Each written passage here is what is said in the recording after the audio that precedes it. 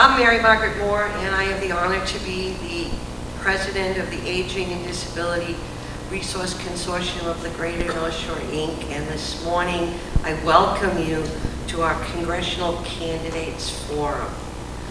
If you're here for the pep rally group for Beverly High School, you have to go to the other side and get one of those great shirts that they're wearing. If you're here for the Congressional Candidates Forum, please stay. How's that?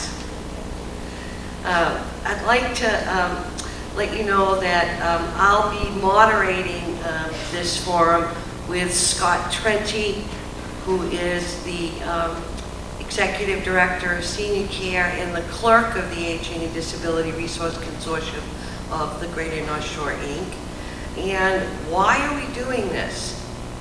We're doing this because as we're trying to make sure that people of all ages with disabilities of all types and seniors who at times have needs for functional services and supports, that we get access to what we need to live as independently as we choose.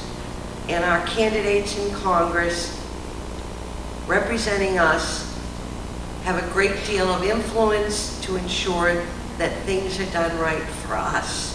We want to hear from our candidates this morning about what they're going to do to ensure that we all have our voices heard by them and can make an informed decision when we go to vote. So, all the candidates are going to be here this morning. Scott's going to introduce them one by one. They'll each get to make an opening statement, and then we have some questions that have been developed, which I'll ask each candidate, and then they'll get a chance to do a closing statement, and we'll be done sharply at noon. Is that okay? All right. So I'd like to begin by turning the microphone over to Scott Trenti. Thank you, Mary Margaret. And welcome, candidates. Welcome to the audience as well. First person that will do an opening statement is John Patrick Devine. John put himself through college, attended City College of San Francisco, UC Berkeley, and earned his BA from Harvard University in 1994. He's currently a graduate student at the University of Massachusetts, Dartmouth in environmental policy. He recently founded a business consultancy and legal support service named Risk Assessment Management. A career paralegal, John has spent more than 8 years with large corporate law firms in corporate legal departments and as a contract consultant providing legal product at legal support companies. He's also worked as an auto mechanic, a taxi cab driver, a house painter, and as a carpenter. John's family has roots both on Cape Ann and in Merrimack Valley. For more than 4 generations, the Devine family has owned a home in Rockport, Essex County, and is originally from Wilmington in Middlesex County. Welcome. Thank you. Thank you for having me. It's time for new leadership. I'm concerned with a deadlock in this do-nothing Congress. Congress sits on their hands while important issues are ignored. We need representatives in Congress working both sides of the aisle together on important issues. That's what leadership is all about. That's why I'm running for Congress. I'm here to talk to you more about just those issues facing the aging of America and disabled people as the greatest generation and the baby boomers retire. There are many issues that require attention. What it all really boils down to is efficiency and productivity in the delivery of goods and services. Current members in Congress are not providing productive and effective leadership. I'll tell you about 3 things I'm most concerned about. I'm concerned with income inequality. I'm concerned with climate change and our environment. I'm very concerned with the lack of national mental health care policy. The lack of mental health care policy has a wide-ranging impact, as do these other issues. Impact on the elderly, impact on homelessness, on economic productivity, and impact on the costs of delivery of health care. And funds can be made available to help shore up Social Security and Medicare in the future. As to the economy, we need to create good-paying jobs with equal pay, with a living wage. With all the colleges in this area, we need to encourage high tech in the area with tax incentives. We can't allow all those good-paying jobs to grow in other areas like Silicon Valley and overseas. We need to reinvigorate the manufacturing base here in the 6th District. Over a century ago, Teddy Roosevelt campaigned on campaign finance reform. Corporate special interest money needs to be stricken from campaign financing. A corporation should not be considered a person. Citizens United and McCutcheon must be overturned. Ideas should be more important in politics than money. Legislators need to craft laws to give the judiciary tools they need to make the right decisions. That's leadership. We need to pass balanced budgets. We need to pay down our debt. We need to ensure America's credit rating is where it should be, a AAA status, not AA. The environment, I mentioned, is of utmost importance. To that end, we should build a national aqueduct system. It will help relieve pressure on the western watershed, the Ogallala Aquifer. We can tie that national aqueduct to producing hydroelectric power, similar to the Tennessee Valley Authority as a semi-public company. Selling hydroelectric power will pay for the aqueduct and create an additional revenue stream. It will get us away from burning fossil fuels and carbon dioxide emission production. I stand against challenges to privacy and due process. Our Constitution should be amended to protect privacy. The NDA signing is against the Fourth Amendment. The Patriot Act, prison computer data collection, the NSA spying, corporate data mining. These issues are all things that should be forbidden and protected by constitutional protection for privacy. There are many issues facing the aging America as the bulk of our population grows. Medicare and Social Security must be protected. There's about $2 trillion, as far as I understand it, in Social Security trusts right now. By closing loopholes in corporate tax code, by bringing home tax money hidden in offshore accounts from international sales, by passing a flat tax, similar to Elizabeth Warren talks about the Buffett rule. She says you can't get it passed, so that everybody pays their fair share. We can ensure that Medicare and Social Security is endowed into the future. Cost and delivery of medical care must be kept in control. It turns out that 50% of costs in healthcare are accrued by 5% of the population, seeking assistance with repeated emergency room visits due to chronic healthcare needs. Physician access clinics must be established to deal with these populations. Doing so will help lower costs in the delivery of healthcare and associated insurance costs dramatically. The United States desperately requires a national mental health care policy. Gun violence, believe it or not, is in part a mental health issue. It turns out the Center for Disease Control reports 60% of handgun violence here in this country is from suicide. The APA calls for screening in cases of mental health. This is a preventative health care issue. Get ahead of the issue to help lower costs. Thank you very much.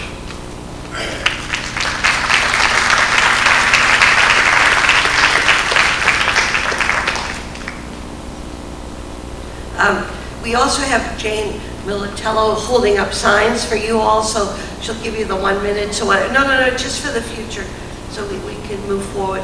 Scott? Okay, thank you. Our next candidate is Mr. John Guda from Farrell, Pennsylvania. Originally, college, Youngstown University, 5 years, a bachelor's in physics. Work, steel mill employee, 4 years, college at night, street lighting research, and a development engineer. 14 years working HPS lamp development and product engineering manager with global responsibilities. 6 years that introduced him to planned obsolescence and outsourcing. Consequently, he gave up engineering, studied economic history and theory for the next 10 years, and boiled it all down to a book called For a Fair America, The Cure for Our Sick Economy. Politically, in 1996, he ran for the 6th Congressional District seat. Welcome, Mr. Buda. Hi, everybody. Before I plunge into my favorite topic, democracy and economic justice in America, I have a statement of fact to address your parochial concerns. Care for our disabled, sick, and elderly does not have to be cut. It can be greatly expanded, and we can pay for that expanded care forever. Now let me begin. In every society throughout history, there have been 3 classes of human behavior: the predatory, the productive, and the parasitic. The primary economic activity of the present predators is always wealth acquisition. They are the takers. America's predators, less than 1% of us, now have a net worth of more than $20 trillion, and the bottom 40% a combined net worth of nothing. Why? Because our laws have been transferring wealth from our producers to our predators for decades. Why? Because our predators have been bribing lawmakers from both political parties with campaign contributions and promises of retirement jobs worth millions. This is plutocracy, and these 2 forms of bribery must end. Unfortunately, thanks to 5 cretins on our Supreme Court who can't see that money doesn't speak, it buys, that end must remain voluntary. Consequently, my campaign will not accept more than $5 from any individual or organization. And after retirement from lawmaking, I would not accept pay for any work in the future. If soldiers can sacrifice their lives or their health for this country, lawmakers can sacrifice their incentives to sell their votes. Other than ending plutocracy, what else am I for? Why should you care? Why should you listen to me? After graduating from high school in Western Pennsylvania, I spent 4 years working in the Shenango Valley tube mill. All but one of the valley's tube and steel mills are now gone, bought, looted, and dismantled by predators financed by Wall Street. The predators and their financiers became fabulously wealthy. The towns and the people of the valley were devastated. After graduating from college with a physics degree in 1966, I spent 14 years working in Salem, Massachusetts as a high-pressure sodium R&D engineer. In the early 1980s, I was promoted to HPS Design and Manufacturing Engineering Manager with global responsibilities, and worked in that capacity out of the Manchester, New Hampshire plant for my last 6 years. By 1988, we were making a 15% profit, manufacturing entirely in America, and paying our factory workers over $10 an hour. And then I was introduced to a core economic policy of Reaganism: increase profits by moving factories to third world nations. We were becoming a service economy. I quit Slovenia in 1988, and a few years after I left, most of their factory jobs were in Mexico. Why? Slave wage labor. And contrary to Reaganite propaganda, that is the primary reason that tens of millions of American jobs remain abroad today. Reaganism became our nation's disgrace.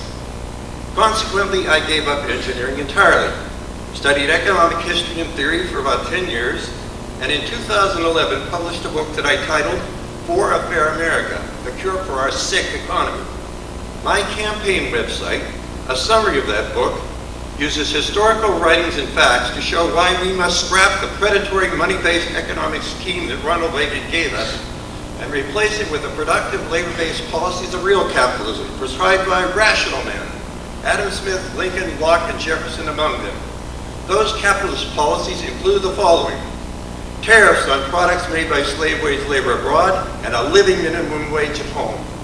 Jeffersonian progressive taxes on estates and all forms of personal income, including stock grants, options, dividends, and capital gains. Federal regulations that promote fair enterprise, a publicly owned national currency, and publicly supported federal lawmakers. All 5 of these capitalist policies have been opposed by a majority of lawmakers from both political parties for the last 30 years. Why? Bribery. But my website does have some very good news. It shows how replacing Reaganism with capitalism would create tens of millions of jobs, eliminate our national debt, restore our infrastructure, protect our environment, provide care for our disabled, sick, and elderly, and ensure life-supporting after-tax incomes for all. So please read my website and carefully consider the arguments and policies that it presents before you vote in this election. I apologize for my anger, and I thank you for your attention.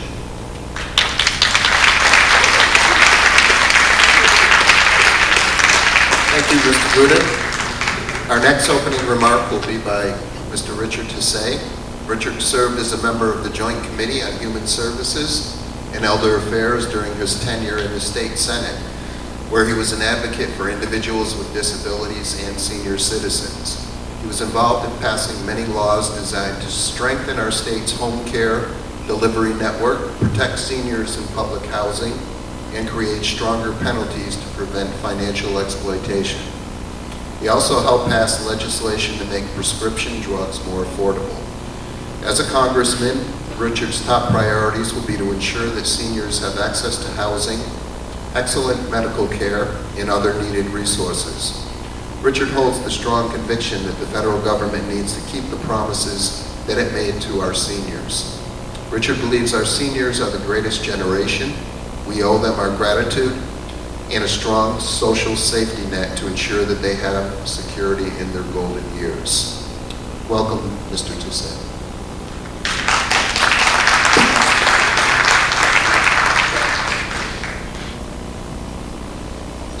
Hey, thank you very much, and I want to thank the Aging and Disability Resource Consortium of the Greater North Shore for putting on today's event. I think that this is an important time to have an event like this so you can hear from all the different candidates. I realize some people here might not know me. I'm from Wakefield, and I was a state senator there for 20 years and a state representative for 6. When I started my campaign, there's a rest home literally across the street from where I live. A good friend of mine owns it, and he said, hey, when you announce your candidacy, why don't you come over and meet people? So sure enough, that date came, and I called them up, I went over, and boy, everybody came up to me, everybody knew me. When I walked in, I started to get a little too self-assured, and I noticed that in the corner there was a woman watching TV all by herself, and sure enough, I went up to her, put out my hand, and said, do you know who I am? And she looked up at me and said, I'm sorry, son, but if you go to the front desk, I'm sure somebody can tell you. So I just thought I'd get a little levity here. Today's my birthday, so I get extra points for being here. 52 years old. I'm okay with it, but yesterday I got a piece of mail from AARP inviting me to join, so that kind of freaked me out a little. Let me just say, first of all, I did serve in the Senate for 20 years. I asked to be on the Human Service and Elderly Affairs Committee. And I'll tell you, to me, that is where the rubber meets the road as far as government services being able to really help people and help improve their lives. Every major bill that dealt with senior issues, mental illness, developmental disability, physical disability came before our committee. And I would like to think I became an expert over a 20-year period, and more importantly, a very strong advocate for people who need government. For me, this is personal. My oldest sister is disabled. She's brain injured. She lives in a group home. And I understand what families go through and how difficult it is to get the services that people need and deserve. Now, there's a big debate going on in Washington right now. You have a group of people who want the government to control every aspect of your life. You may not have heard it, but right down to banning chocolate milk in public schools. When this school starts again, the kids are going to go crazy. Then there's another group of people who don't think we need any government at all. I just want you to know that my philosophy is that the government does have a responsibility, a sacred responsibility, to ensure that those who can't take care of themselves receive the resources and the care that they need to lead meaningful lives. I'd also say that, when I go around and talk to people, I'll ask people here, just a show of hands, how many of the people here have kids or grandkids? Just raise your hand. And how many of you think that your kids and your grandkids are going to have the same quality of life, the same educational opportunity, the same work opportunity, and access to the same type of programs like Social Security and Medicare that you've had in your lifetime? Raise your hand. Usually, you got 2 or 3 people raise their hands. Usually nobody raises their hand. And I think that's indicative of what is going on in this country right now and some of the challenges that we face as a nation. The great thing about being an American is that throughout the course of our history, every generation has passed off to the next generation a country better than they found it, with more opportunity, with better job opportunities, educational opportunities. And here we are today, the first time in American history, we're about to pass off a country to the next generation that's a mess. And really, that's what this election is all about. It's an opportunity for people to change things, change the direction of our nation. And again, this debate that we're going to have today is very important because 2 of the biggest issues, Medicare and Social Security, are in peril right now. And we need to make sure that they're preserved and protected for the next generation. So I look forward to being able to answer some questions later on, and thank everybody for coming up today.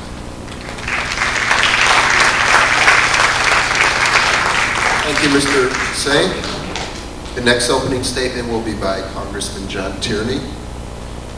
Congressman Tierney was born and raised in Salem. He worked 3 jobs to put himself through college, owned a small business, and served as president of a local chamber of commerce before being elected to represent you in Congress. In his time there, John has made it a priority to support responsible legislation that creates jobs, ensures veterans get the treatment they deserve, supports small business, and modernizes America's job training system so workers receive the skills and training they need to be hired for jobs in their local areas and much more. John has been a leader in the fight to preserve and protect Social Security and Medicare.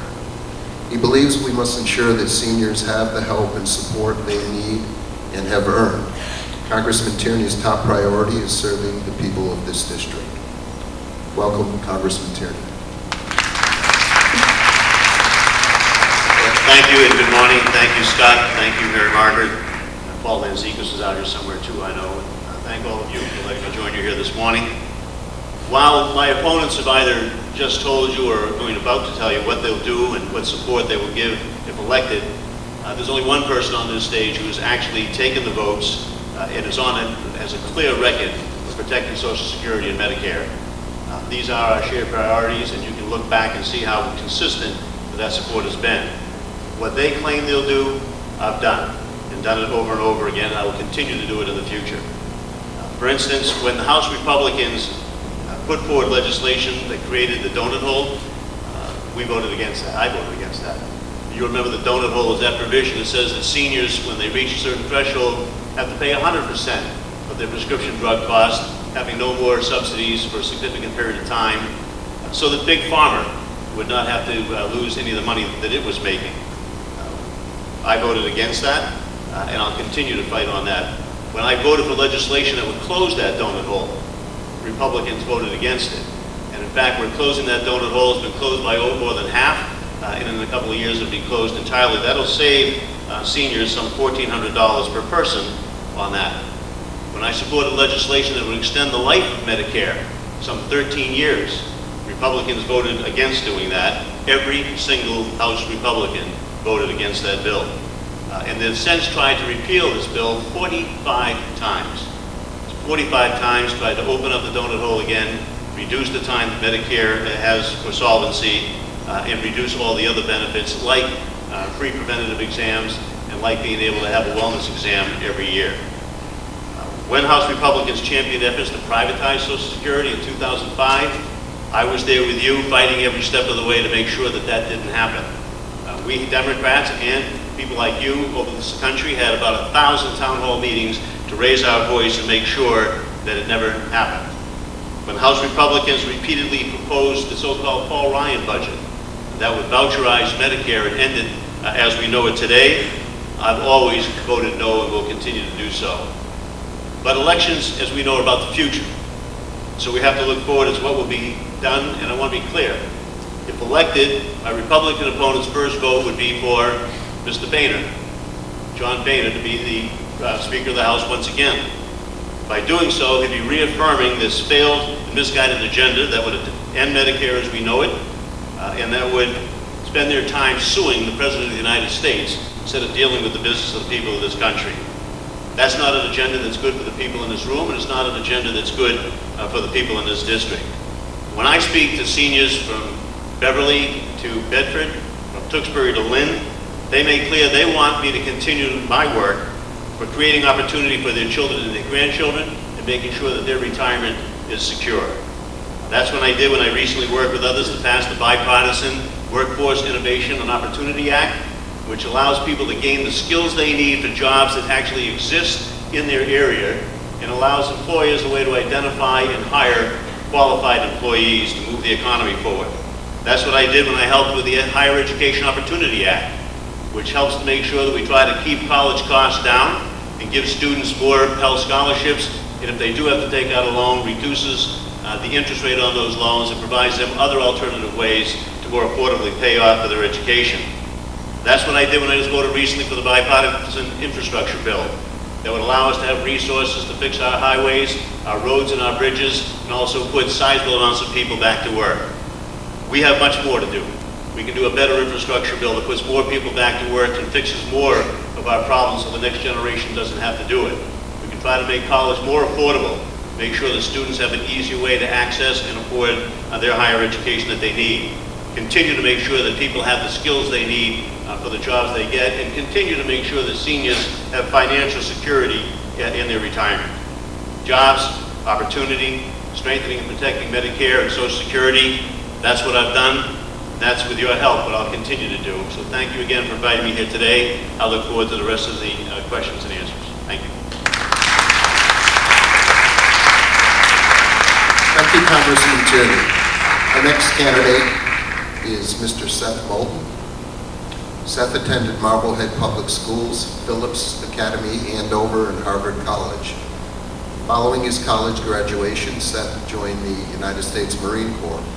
Seth served 4 tours of duty in Iraq, 2 tours as an infantry platoon commander, and 2 tours on a small counterinsurgency team working directly under then Lieutenant General David Petraeus. After his final tour, Seth earned an MBA from the John F. Kennedy School of Government and an MBA from Harvard Business School. Pursuing his interest in transportation and infrastructure, Seth spent a year in Texas as the managing director of Texas Central Railway, a company building a high-speed rail line between Dallas, Fort Worth, and Houston. Seth then returned to the North Shore of Massachusetts to start his own healthcare business, which is partnering with Johns Hopkins University to treat obesity and diabetes.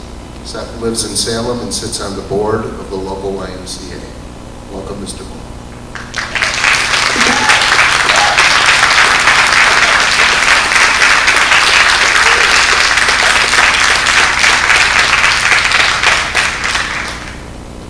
Thank you very much. Thank you very much for having me here. Thank you, everybody, for being here. If there's one thing that you should know about me and something that you should take away from today, it's that I am a leader you can trust. And I'm going to explain, give you 3 reasons why I'm a leader you can trust. One is I'm a leader you can trust to preserve Social Security and Medicare. Second, I'm a leader you can trust to get America back on track. And third, I'm a leader you can trust to never forget what it means to be a public servant. So first, I'm a leader you can trust to preserve Social Security and Medicare. Social Security and Medicare are foundations of our society. But for me, it's very personal, because my mom and dad are at retirement age, and they rely on Social Security and Medicare. My family relies on Social Security and Medicare. We don't have a big savings account or lots of stocks to care for their medical care as they get older, to ensure that their next 20 or 30 years are as bright as their past 20 or 30 years. We rely on Social Security and Medicare. But it's also personal for me because we need to have Social Security and Medicare, not just for your generation, but for my generation as well. So you can count on me to be a leader who you can trust to not only preserve Social Security and Medicare for today, for today's generation, but also ensure it's there for my generation when we retire 30 years from now. So I'm a leader you can trust to preserve Social Security and Medicare. I'm a leader you can trust to get this country back on track. We've never had a worse Congress in our nation's history. It's measured by the number of bills that are passed, and it's never been worse than it is today. Fundamentally, we can't fix Congress by sending the same people back again and again to try a little bit harder. It's time for some new leadership. I respect the Congressman for his 18 years of service, but 18 years is a long time. And with all due respect to the Congressman, he's only passed one bill in 18 years. I believe we can do better than that. I believe we can do better than that for this district. I believe we can do better than that for this country. So I am a leader you can trust to get America back on track. And finally, I'm a leader you can trust because I'll never forget what it means to be a public servant. I'll never forget what it means to serve our great country. I'll never forget what it was like to be a young Marine in the mud, sleeping in the mud every night, even when I'm working in the halls of Congress. And I'll never forget what it means that when I was there, just as I was a platoon commander who always ate last after my men, I'll never forget what it means to be in Washington to serve you, to serve this district, and to serve our great country. So I am a leader who you can trust will always remember what it means to be a public servant. So for these reasons, I'm a leader you can trust to preserve Social Security and Medicare. I'm a leader you can trust to get this country back on track. And I'm a leader you can trust to never forget what it means to be a public servant. That's why I'm here today, and that's why I look forward to serving you in the 6th District. Thanks very much.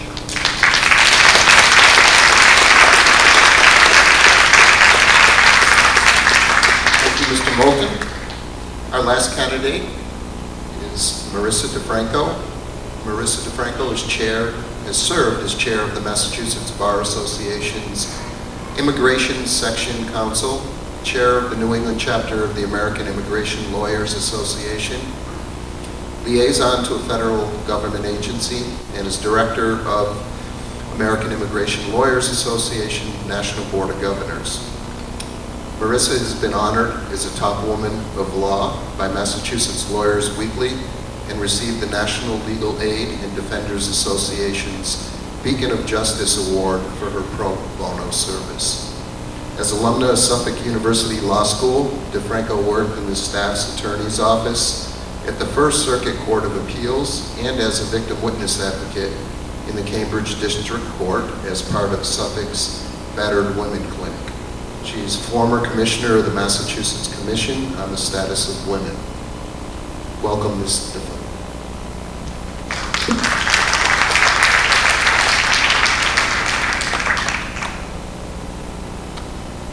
Thank you. It's actually pronounced Marissa DeFranco, but you don't need to memorize that because after September you can just call me, and November you can call me Congresswoman. So I am Marissa DeFranco, and as mentioned, thank you everyone for being here. I am an attorney in the district. I've been an attorney in the district for the last 17 years. That means I run my own small business. That means I represent small businesses across the district. And those small businesses pay the payroll tax that supports Medicare and Social Security. So let's talk about a record, and let's talk about something real for a change. What's real? What's real is that the economy is hurting, jobs are not being created by the big corporations because they don't have to create jobs. They can continue to squeeze the productivity out of their current workforce and not create any new jobs and still see their bottom line fatten up quite nicely. While the rest of us out here in the real world work harder and harder and harder to make ends meet. Let's talk about how we create jobs in the small business world and on Main Street to support the taxes that are required for Medicare and Social Security. I'm the only one in this race who has that experience. Through my clients creating jobs, cutting edge jobs, innovators, entrepreneurs across the district and across the Commonwealth, and myself. But let's also talk about my record on when it comes to fighting for people's rights. I'm the only one who has the real world experience fighting on the front lines, in the courts, on my own dime often, because I do a lot of pro bono work. As mentioned, I won a national award for my pro bono work. None of my opponents can claim to have done any of this work on their own time or their own dime. And often my representation includes seniors. That is my record. Also my record is that I'm the daughter of a physician, a retired physician, and a retired nurse, my mom and dad. My dad's the doctor, my mom's the nurse. Although sometimes you might not know that if you met both of them, because my mom is pretty tough and pretty smart. In fact, she was a pediatric surgery nurse in the 1960s. So if people think I'm tough, you should meet my mom. But the important part about my parents is that they ran a very successful medical practice until the federal government and Congress made it harder and harder and harder, because they never kept a watch on the health insurance companies that got bigger and bigger and bigger. And what happens? My father's practice had a lot of people who were on Medicare, and eventually he retired because a doctor can't see 15 to 20 patients a day, especially people on Medicare, and have a surviving practice. So that leaves all of you out there and all the seniors we care about in our lives without good medical practice. I'm going to, answering the questions, I'm going to tell you the actual ideas and solutions I have to change that. But my record is seen on the front lines where seniors are getting the short shrift because they can't get adequate health care in this country and Social Security is at risk. So I will explain those details in my answers shortly. What's the last thing you need to know about me? What you need to know about me is that I say what I do and I do what I say. I'm the one who has the track record in the real world fighting for people without power and people without rights. And you might notice one other thing that's different about me in this race. I'm a woman. And to all those senior women out there, I'm the one who's been representing you in your rights, whether it's women's rights, disabilities rights, or senior rights. I'm the one who has held your hand and listened to your stories and been there with you for hours and hours and hours. Again, sometimes on my own dime when necessary, because when I start a fight, I might not know it's going to take me 100 free hours of legal service, but I'm not going to abandon you in the hour of your need because I might not get paid. That's my record, and I really, sincerely, respectfully ask for your vote. Thank you.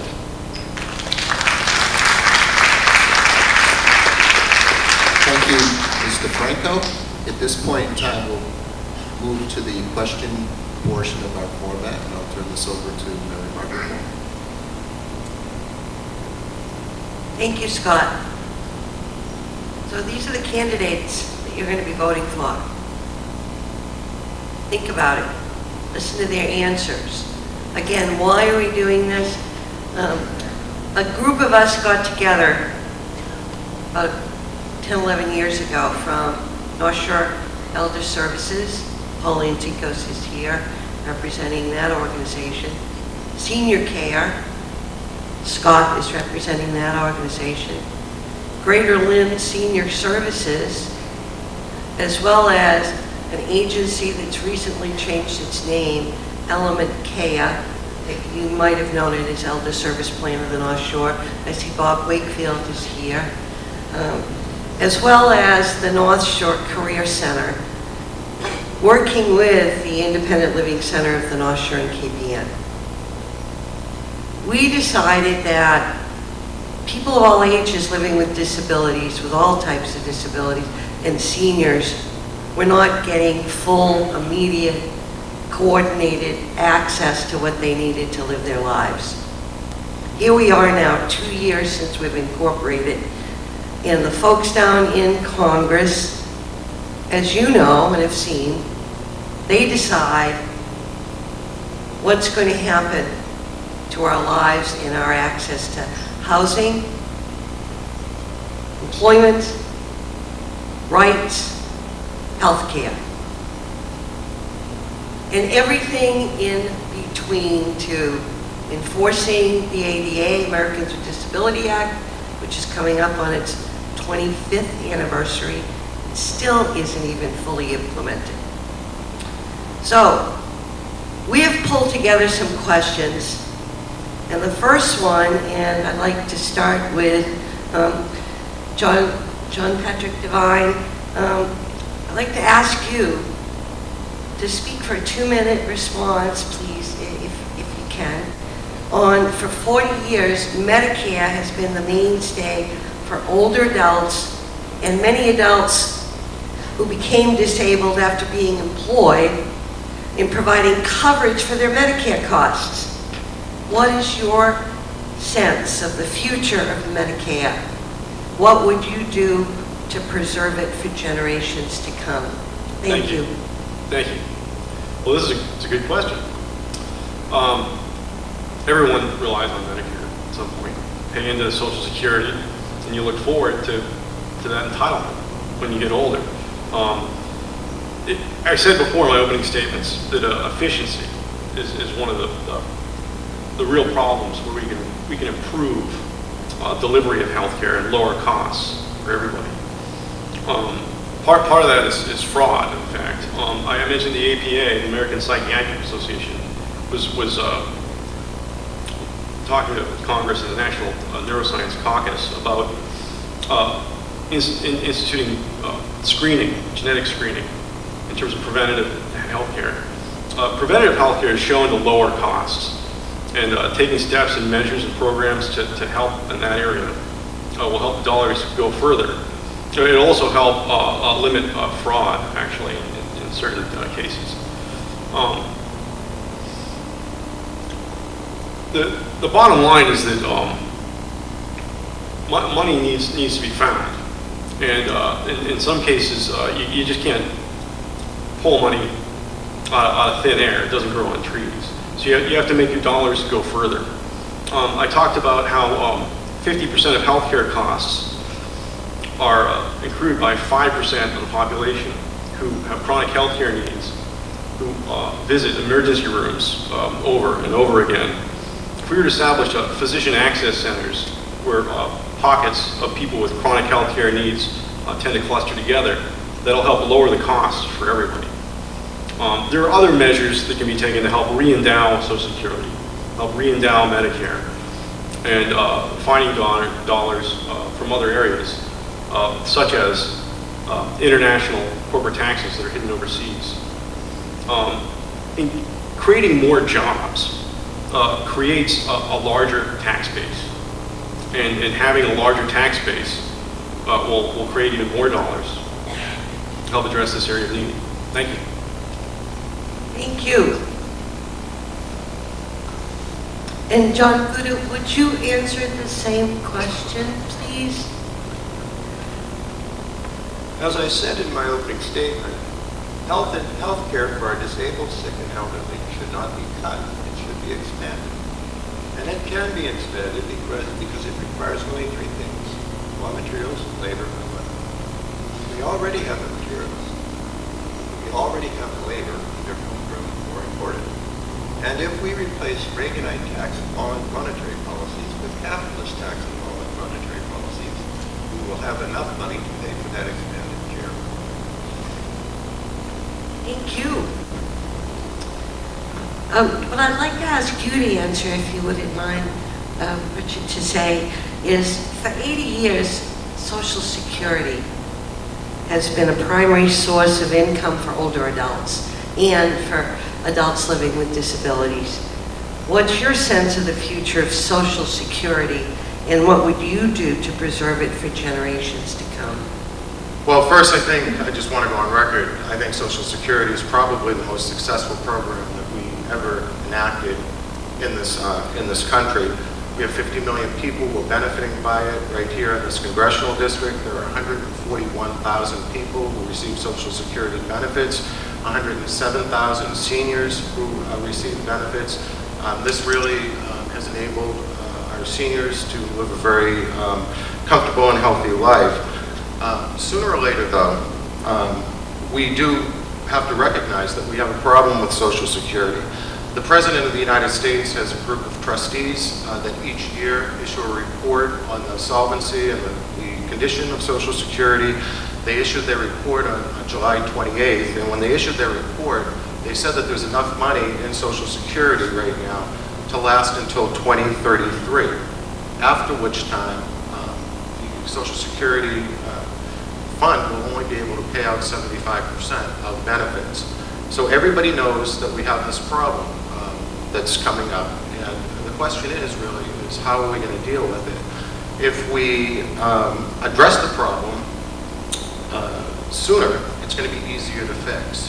If we procrastinate and do what Congress does, turn a blind eye, pretend there isn't a problem, inevitably the day of reckoning will come, and when that happens, it's going to be very difficult to fix. I would just say that, you know, it's happening because of demographic changes that are taking place. In 1960, there were 10% of the population were senior citizens. Right now, we're getting up to the point where 20% are senior citizens.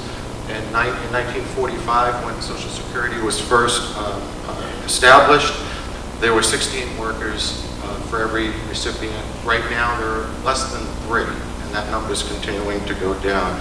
So obviously, making sure that we have a solvent Social Security system is very, very important, particularly for the younger people who are coming through. And I just want to let you know what my priorities would be as your congressman. First, I would not vote for any benefit cut for any current recipient of Social Security. We made a promise to our seniors, and we need to keep it. President Obama has come out and said, you know, we should change the cost of living calculations. It would cost about $135 billion over 10 years. Recipients would get less of an increase, and they don't even get really much of an increase right now, so I would definitely not support that. I would not support any raid on Social Security Trust Fund that diverts money into other programs. I'd support lifting the cap of $106,000 for Social Security tax. It doesn't make any sense that somebody can make $100,000 and somebody can make $1 million and still pay the same amount into Social Security. So I think that we need to adjust that, and that will help do a lot to make this system more solvent. I'd allow people to put more money into IRAs and 401ks to save for their retirement. I'd support eliminating the Social Security tax for those working beyond the retirement age. And most importantly, I think we all need to recognize that in order to get Social Security solvent and healthy again, we have to get people back to work. We have the lowest workforce, lowest number of people in the workforce right now than at any time in the last 40 years. People are underemployed, people are working part-time. If we can get the economy going again, all of those people are going to be paying Social Security taxes, and the fund is going to become more healthy. Finally, and most importantly, in order to solve this problem, we need to have leaders, bipartisan leaders who aren't going to point fingers, Republicans did this, Democrats did that, who are willing to work together. We need Ronald Reagan and Tip O'Neill back in the Capitol, who are both principled people, but both people who are willing to sit down 30 years ago and give up a little in order to make sure that the program was solvent. We don't have that right now in Washington, and I want to be one of those people who can work across the aisle to come up with a solution to make sure that we preserve and protect this program for the long run.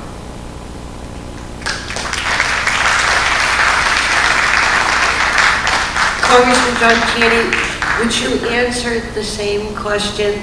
For 80 years, Social Security has been a primary source of income for older adults and adults living with disabilities. What is your sense of the future of Social Security, and what would you do to preserve it for generations to come? Well, thank you, Mary Margaret. First of all, without pointing fingers back and forth, it does make sense to have people be accountable. And one of the things we need to do is make sure that we have a majority in Congress that will work with the president. Just like Mr. Reagan and Mr. O'Neill, we can't have a Republican majority in Congress suing the President of the United States instead of extending a hand to work on serious issues like this. And we can't have a Republican majority out there saying that as long as they're in charge, they're going to try to privatize it. So the first vote that my Republican opponent would make in Congress is to put that same majority back in power that has made this a stagnant Congress for the last 2 terms. I'm proud to have served in the Congress from 2007 to 2010. It was a Democratic majority where it was the most productive Congress since 1965. We passed legislation, over 70% of it was bipartisan. 2 years there was a Republican president, 2 years there was a Democratic president. That's the way we need Congress to work, and particularly with issues like this. We do not need to privatize Social Security. We do not need to raise the age of people for retirement. We do not need to have a changed CPI that is going to take away benefits from seniors. But we do need to have a plan. And I suggest one plan is legislation that I co-sponsor, which in fact would change the CPI to have it be the consumer price index for elderly citizens, so that the things that seniors buy will be what's included in determining what the cost of living will be, and that will increase the cost of living increase every year for seniors, which is desperately needed. I support in that same bill the prospect that we will have the cap removed. Right now you have $117,000 of your income is subject to withholding tax. There's no basis for having that stop at that point in time. This is America. Everybody needs to contribute to the retirement security of every senior so we can lift that cap, and that in itself would be a substantial improvement into this program and strengthen it as we need to do going forward. You know, 1 in 3 seniors rely on Social Security for 90% of their income. 6 out of 10 rely on it for more than half of their income. Before we had Social Security, almost half of the Americans in this country lived in poverty. We don't need to head back in that direction. The trustees have said that this program is going to be solved until 2033 if we don't do anything. We can't afford to not do anything. We should pass the legislation that I co-sponsor to strengthen that and move that program beyond that measure.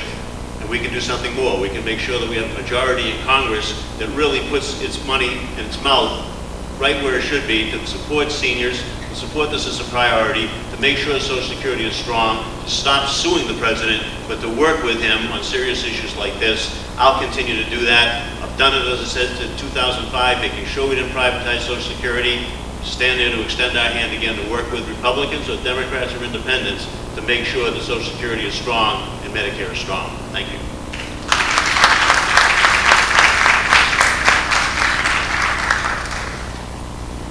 Seth Moulton, I'd like to ask you a question regarding Medicare benefits. Since the onset of the program, Medicare benefits in a skilled nursing facility are available only after a qualifying 3-day stay in a hospital. Demonstration waiver initiatives, including one conducted by Mass General Hospital, have shown the benefits to both the patient and the taxpayer of permitting direct admissions to nursing facilities for patients with known conditions. Would you be in favor of eliminating or modifying this provision?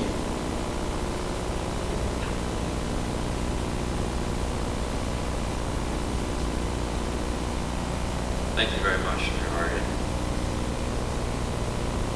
Quite simply, this provision needs to be eliminated.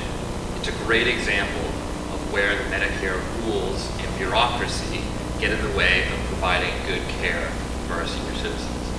We need to push responsibility away from national standards and rules and put more decisions in the hands of healthcare providers to make the right decisions for care of their patients. I know this pretty personally because I get my health care from the VA. And the VA is a system that is roiled by a broken bureaucracy. By a bureaucracy that was designed for a different time, a different age, a different set of veterans. And it's not serving us today. In the same way that we need to bring reform to the bureaucracy that runs the VA, we need to bring serious reform to rules like this in Medicare that take decisions away from doctors, farther away from patients, and put them in the hands of Washington rulemakers. There are many nursing facilities right here in the 6th District that are ready to receive patients and will provide them better care than following this rule. I want to make one other comment too, which is that I agree with the Congressman that it is very important in this election that we preserve this seat, that we keep it Democratic. You don't have to take my word for this. National Journal was unequivocal. It said, Democrats' chances of holding this seat increase markedly if Moulton wins the nomination. So with all due respect to the Congressman, we need the strongest Democrat that we can going into the final election. Some local newspapers have referred to me as Seth Moulton, Richard Tassay's worst nightmare. Richard, I'm sorry for that. But that is the reality of this election. When we go into the polls on September 9th, we need to pick the strongest Democrat that can keep this seat blue and to ensure that we have the resources to win back seats across the country. Thank you very much.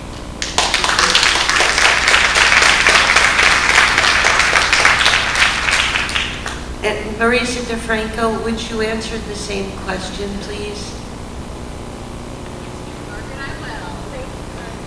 first, I am going to have an adjustment because I am a girl. And does it come out? Can I just see that? All right. Well, seems like no one's really sticking to script, so I have a few things to say, Mary Margaret, if you don't mind, before I answer the question. All right. Before John and Richard get into the Republican and Democrat back and forth, Mr. Tierney has to clear a primary, and Mr. Moulton, I'm actually also in this primary as well. And disregarding what the papers are saying, people on the ground need to know one thing. I'm the person in this race with the real life experience. And also, Congressman Tierney, as Democrats, we don't get brownie points for voting to protect Social Security and Medicare. That's standard, that's baseline. What the people of this district need, what the hardworking people need, is somebody who actually has new ideas and innovative ideas.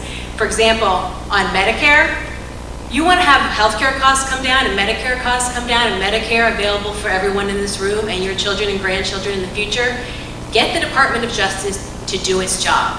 And one of my first actions in Congress would be to make funding to the Department of Justice contingent upon their prosecuting the monopolies of the health insurance companies that are driving the costs of healthcare way up. And I'm the only one, again, with that direct experience because I watched my mother and father fight over and over again with health insurance representatives. My mother would be on the phone with a health insurance representative, and that representative, not an MD and not an RN, would tell my mother to tell my doctor how to practice medicine. Those days are over if I get to Congress. So, we have history for this. We break up the monopolies. We did it with Standard Oil, we did it with Mont Bell, and the health insurance companies, if they just get bigger and bigger and bigger, they are only going to do one thing: increase the cost of health care through the roof. Because we don't have health care in this country, we have health business. And as the daughter of a physician and the daughter of a nurse, I will go to Congress to make sure that access to health care is there for you and Medicare is there for generations. For Social Security, here's another innovative idea. I didn't need to hire some high-priced consultants or go to a think tank to come up with it. I came up with it because, again, I'm on the front lines working every single day in the real world. And that is, you have big corporations paying people as independent contractors. What does that mean? That means they don't pay payroll tax. The independent contractor does. The self-employed person pays that payroll tax, and that goes into the fund for Social Security and Medicare, but it doesn't go in from the business. So how about, again, our administrative agencies doing their job instead of going after the little guy and the small businesses and investigating them? How about they investigate the big companies that are not paying their share of our payroll tax in this country? That will keep Social Security solvent. And finally, Mary Margaret, on this question. You know, you have to follow the money. So again, with my father being a physician, I want the decision to be left up to the doctor because this is a fight between the hospitals and the nursing care homes, let's be very clear. And so if you give everything to the nursing care homes, what are they going to do when they have a captive audience? They're going to raise the prices too, just like the hospitals have done. So we can have waivers and we can look at them on a case-by-case basis because not every patient is the same, we know that. But let's make sure that we're not just shuffling people off into nursing care facilities when what they really need is emergency care services and a hospital stay. And again, we break up those hospitals, we do our job in stopping these conglomerate mergers, turning healthcare into health business, and we actually deliver healthcare in this country. Thank you very much. Thank you very much. While you're there, why don't you just stay there? I'm going to ask you a follow-up question. Sure. More and more Medicare patients are being placed on observation status instead of being admitted as an inpatient when they seek hospital care through an emergency room. This results in significant expense for them as well as make them ineligible for Medicare-covered care in a nursing facility or home care after they leave the hospital. Do you support this policy? If not, what would you do to change it? Thank you, Mary Margaret. No, I don't. And unfortunately, I did have a recent experience with this very issue. My mother-in-law recently had a stroke in Queens, New York, is where my husband is from. and she is 88 years old, and they had her in the hospital sitting on a gurney in the hallway for more than 24 hours because they didn't want to admit her into a room. Now, I don't know what's happened to healthcare. I do know what's happened to healthcare in this country. The big insurance companies are in control, and the big hospitals are in control. And my mother-in-law is the toughest woman you've ever seen in your whole life. She fought communist soldiers in China when she was there by herself because my father-in-law was already here in the U.S. And then she fled and came to the U.S. to fulfill their American dream, starting with nothing. You want to talk about poor? They were dirt poor and lived in the back of their laundry and raised 7 kids who all went to college. That's the American dream. Only for her to end up at the age of 88, still strong as an ox, until it turned out she had a mini stroke, but very devastating, and she's still recuperating. Thankfully, she's still with us. So I'll give you the good news first. But for her to go through all of that, to end up on a gurney in the hospital and not being admitted, because you know what they think. They think, oh, this woman's 88 years old, she's on her way out, let's just see what happens in the next 24 hours, and then if she's still here, we'll give her a room. That is not my America, ladies and gentlemen. And again, as somebody not with just this personal experience, but who has represented senior women and men on fixed income, again, on the front lines, trying to help them get benefits, helping them with all of their needs and advocating for them. I'm the only one in this room with that experience. And how do we change that? We take the control away from the hospitals, away from conglomerations and the mergers and the health insurance businesses. We make the Department of Justice do their job because they should not get funding unless they're taking a serious look at this. And the attorney generals across the country also have a duty to do something about this ongoing merger of hospitals and insurance companies and get the decision back into the doctor's hands, back into the nurse's hands, and make sure that we're not judging people based on their age and letting them die in the hospital, in the emergency rooms, because we want to save some money. That's my position on that. Thank you.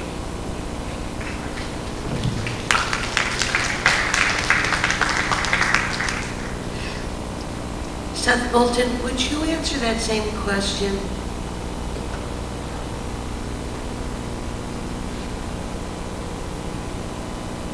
Delighted to, Mary Margaret. Thank you very much.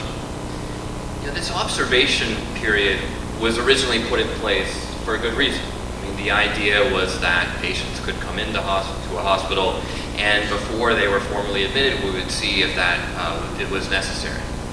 But what's happened is the hospitals are abusing it, because there are a lot of hospitals out there that are more concerned with their bottom line than with ensuring patients get the right care.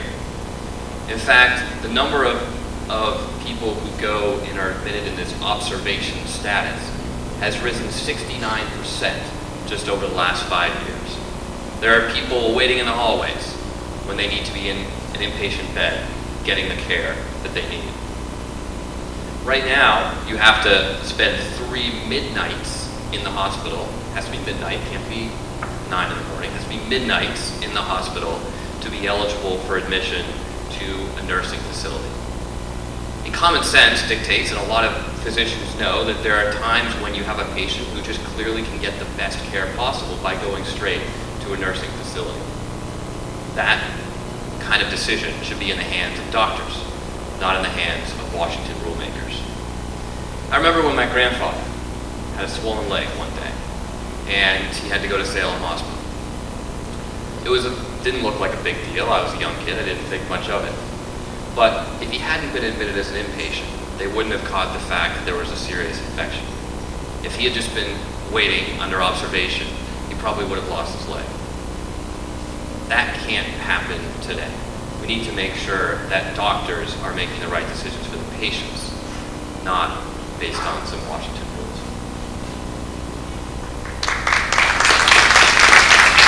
Thank you very much, Seth Bolton. Congressman Tierney, a significant portion of direct care workers in healthcare in general, as well as for elder and persons living with disability support services in particular, are immigrants. what immigration policies and practices would you support to ensure an adequate supply of qualified, motivated workers to meet the needs of growing populations of seniors and persons with disabilities? Thank you, Mary Margaret.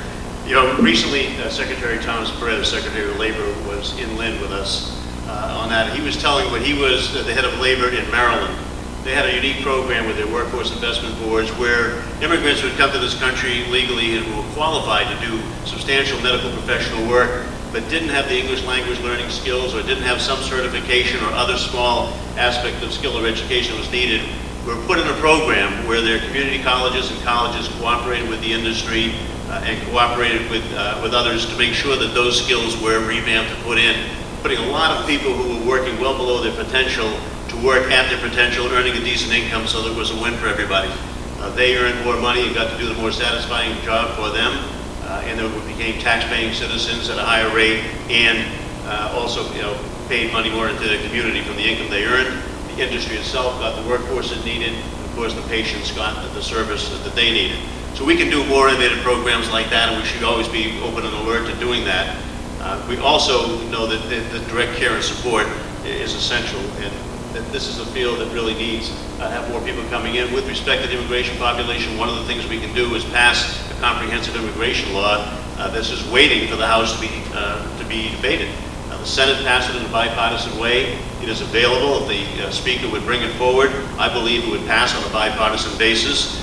Besides securing our border in a stronger way, a lot of that, it would make sure that there was a pathway to citizenship for people and that they were ready to come to the United States and would address the current systems to have people in a number of different work categories, not just the medical industry, but many across the way. This has clear and I think significant overwhelming support. There are over 200 people that co-sponsor the bill in the House waiting for it to come forward. We should do it. We should move forward. We should get past the obstructionism that we're seeing right now and move forward on that basis. Just let me add that, I mentioned at the beginning that there's only one person up here that's taken the votes on these issues that have done. There's only one person here that has taken the vote to actually authorize the suit of the companies for monopolization in the insurance industry. And there's only one person here, and that would be me, that put in the Affordable Care Act a provision for the medical loss ratio. People do game the system, like hospitals game the system by trying to make a stay for 3 days, not be for overnight, but have it be emergency care. The fact of the matter is the insurance companies, they were gaming the system by not paying the benefits that people deserve. My bill, the medical loss ratio provision, was in the Affordable Care Act, made them pay at least 80% of the premium money they get for health services, not for bonuses and salaries and other overhead expenses, but for actual health services. If they didn't, they had to pay a refund to their customers. Customers across this country have got $1.9 billion back so far on that. It has helped decrease the rise in health rates by 3.4%. People here in Massachusetts got back an average of $133. So we do need people to stand up when people try to game the system. That's what we should do, and we should make sure that our workforce is capable and that we have a good immigration bill that allows for people that can service people in health needs, and they get it done. Thank you. Thank you so much, Mr. So that's what that check was that I got back last year was about. Thank you. Richard Tisset, would you answer the same question, please? Sure. First, if we're going to have a debate about immigration policy, we should probably set aside a whole debate for it because that will take quite some time. But as far as legal immigration goes, I think I'm obviously very supportive of it. And legal immigration is what has really kept our state afloat over the past 10 years as a population, we've lost population here in Massachusetts. A lot of those legal immigrants are going into human service care work and supporting and providing essential services for people who are handicapped and who need assistance.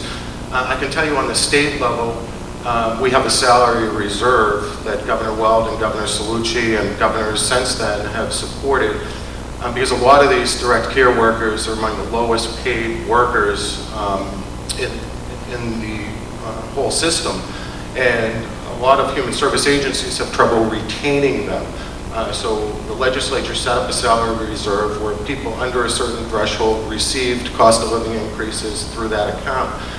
One of the things I always worked on in the state Senate was to have truth in contracting in the first place. And in other words, when the state gives out contracts to human service providers, there should be enough money in the contract so the providers can pay a decent wage.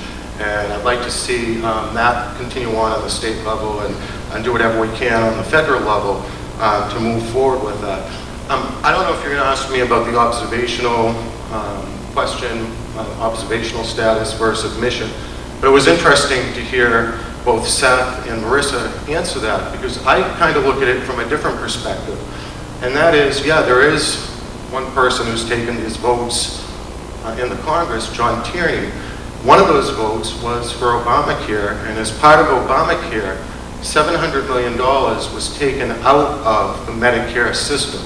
People's benefits didn't change, but providers were cut $700 million.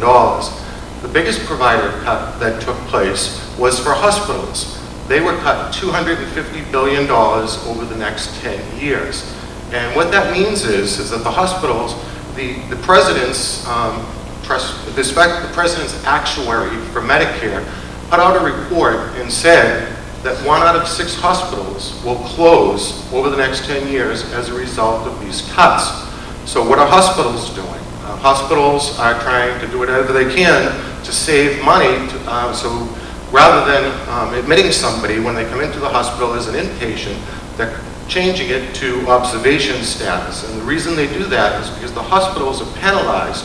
If somebody comes in twice within a 30-day period, the hospitals are penalized in their Medicare reimbursement level. Initially it was 1%, then it was 2%, and it's going to double again in October. And 70% of all hospitals have been penalized as a result of this requirement. So if you're going to take if you're going to take $270 billion out of the provider reimbursement, you're going to start to see these things show up, and that needs to be corrected. And I would actually also file a bill that when anybody is admitted to the hospital, there should be a truth in health care statement, or that each patient should be told by law, required by law, to be told whether they're considered observational or admitted as an inpatient. This can cost people literally tens of thousands of dollars. There's a suit right now in Connecticut, and there are going to be a lot of other suits, where people went into the hospital, unbeknownst to them, it turned out that they weren't really considered inpatient. They had been admitted as observational. And what that means is Part A of Medicare doesn't pay for a lot of the services. And those people end up literally with thousands and thousands and thousands of dollars in bills. So this is something I think that needs to be looked at. Thank you.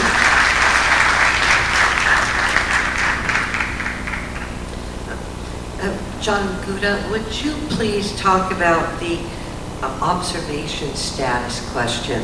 More and more Medicare patients are being placed on observation status instead of being admitted as an inpatient when they seek hospital care through the emergency room. This results in significant expense for them, as well as make them ineligible for Medicare covered care in a nursing facility or home care after they leave the hospital. Do you support this policy? If not, what would you do to change it?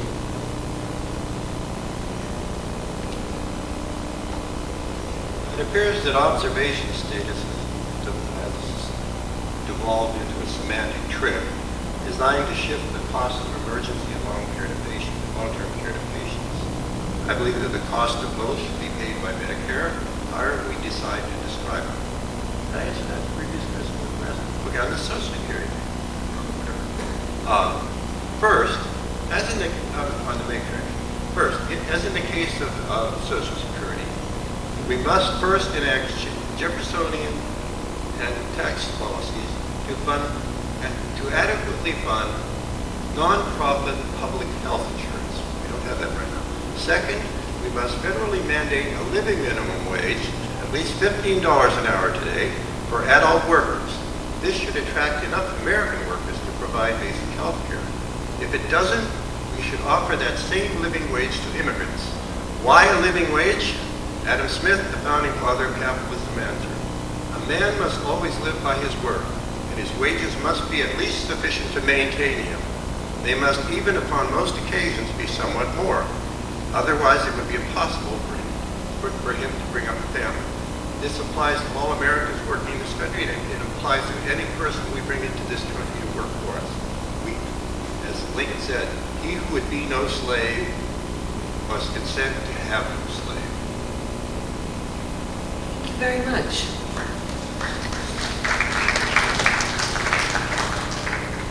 And Mr. Devine, would you please answer that question on observation status as well? I'd be happy to, thank you.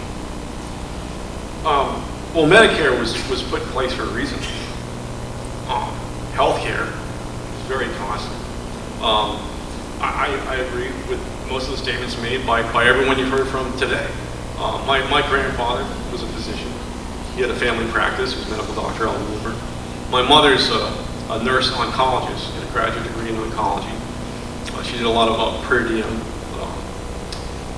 home care, people that were facing some very dire circumstances, in case of cancer, cases of AIDS, and some other severe conditions.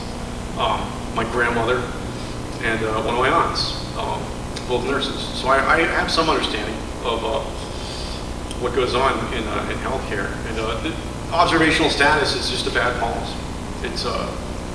Mr. Good is right, it's a trick. People need this Medicare coverage to help cover costs.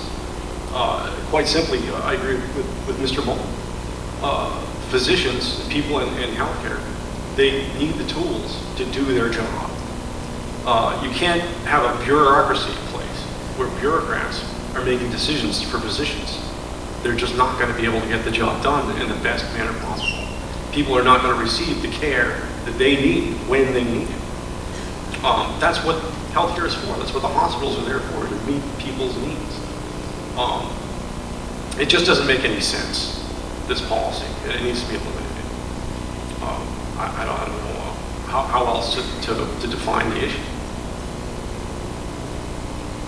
Would you mind also answering a question asked earlier to others? For 80 years, Social Security has been the primary source of income for older adults and adults living with disabilities. What is your sense of the future of Social Security, and what would you do to preserve it for generations to come?